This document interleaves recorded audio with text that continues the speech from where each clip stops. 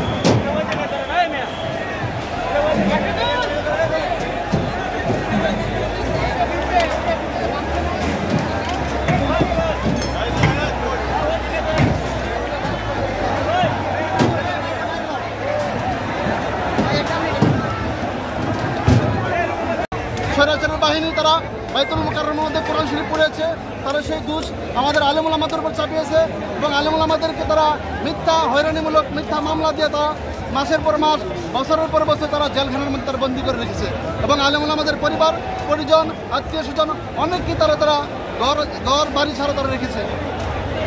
৭৭ এটা আমাদের 13 সাল থেকে আমাদের আলেমুল আমরা রক্ত দিয়ে আসছে এবং 2024-এর মধ্যে আমরা রক্ত দিয়ে আসছি, এখনো পর্যন্ত আমরা মাঠে আছি ইনশাআল্লাহ।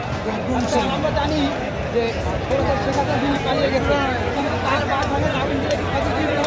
অবশ্যই আমাদের যে ব্যথা, আমরা ভাবছি যে 5 আগস্টের পর স্বৈরাচার হাসিনা পালানোর পরও তার বিচার হবে, কিন্তু 6 মাস 5 মাস হয়ে যাওয়ার পরে এখনো স্বৈরাচারের বিচার হয় নাই। স্বৈরাচারের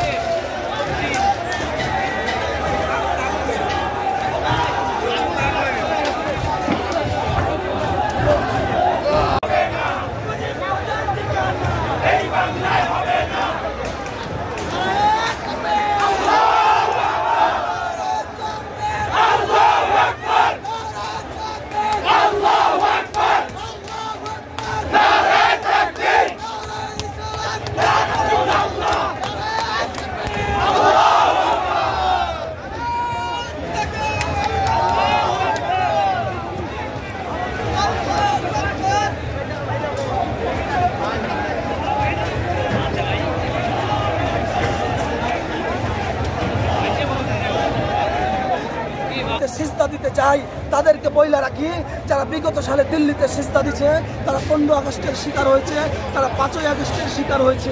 অতএব যদি আপনি দিল্লিকে কেবলা মনে করেন, যদি আপনি দিল্লিতে সিজদা দেন, যদি মনে করেন দিল্লি আপনাকে বাংলাদেশে টিকায় রাখবে, আপনাকেও দিল্লিতে পালায়ে যাইতে হবে।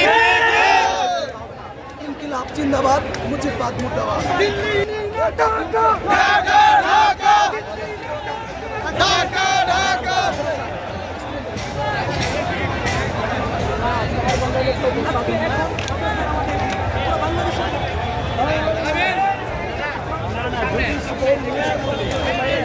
রাস্তাঘাটে পুরো ফাঁকা করে দিই।